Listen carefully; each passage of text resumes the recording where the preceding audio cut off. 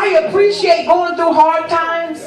Because if I got to make it on baked beans and hot dogs, I'm going to make it on the beans. Yes, Lord. If I got to make it on a can of sardines and crackers. Yes, with some hot sauce. If we got to make peanut butter jelly, and that is the dinner. Yes. That is the course. That's every course. If I had to suffer, I know how to suffer. Look at somebody and say, don't look at where I am now. I know what it is to go through some hard. I know. So now Moses is coming into this place in his life. He was born a Hebrew, but he was hidden and he was raised in Pharaoh's court. Now, as he's raised in Pharaoh's court, all he knows is ease. All he knows is luxury. So let's pick it up here, the 3rd chapter. Now Moses kept the flock of his father-in-law, the priest of Midian, and he led the flock to the backside of the desert and came to the mountain of God, even to Horeb. And the angel of the Lord appeared unto him in a flame of fire out of the midst of a bush. And he looked, and behold, the bush burned with fire, and the bush was not consumed. And Moses said, I will now turn aside and see this great sight, why the bush is not burned. And when the Lord saw that he turned, see, a lot of times we say we're going to do something, but we don't do it. But when the Lord saw Moses follow through and stop, God then calls out to him out of the midst of the bush and said, Moses, Moses, and he said, here I am. Let me stop. Can you tell 3 people around you, if you be too busy in life, you're going to miss what God's trying to show you. If you be too busy in life, you're going to miss what God's trying to show you. We are just too busy.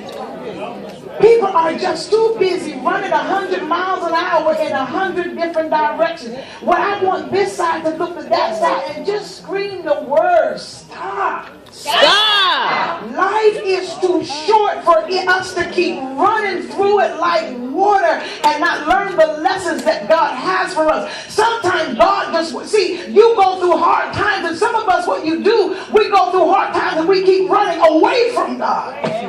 When there comes a time when you need to stop, turn around and run back toward. Right.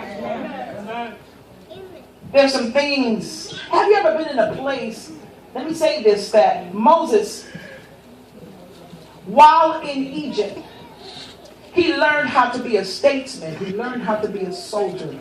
He learned how to be a prince.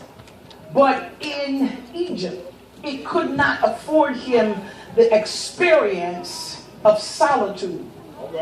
Moses, running who he was over in Egypt, the prince and everything at his fingertips, everything like he wanted it. Now God says, I've got to move you away from Egypt, because now I've got to teach you the experience of how to have communion with me.